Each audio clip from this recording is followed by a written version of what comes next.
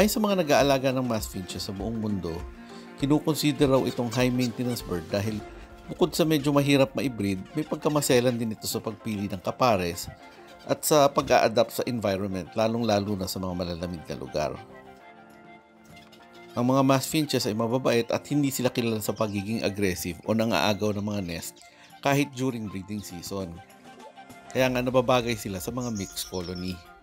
Ngunit magbe-breed pa rin naman sila kahit isang pares lang na nasa isang breeding cage. Mapa-colony o breeding cage ang paglalagyan sa kanila, ang importante ay hindi sila gaano malalamigan dahil very prone ang mga finches na ito sa pneumonia, lalong-lalo na sa mga panahon ng December hanggang February at pagka medyo maulan na yung panahon. Importante rin na nakakatikim sila ng araw paminsan-minsan pero siguraduhin nyo lang din na may masisilungan pa rin sila. Hindi naman masyadong masela ng mga mass finches sa pagkain at kapareho lang ng ibang finches ang diet nila, gaya ng mga basics na white millet, canary seeds, cuttlebone, grits, eggshells, petchay, mealworms at egg food.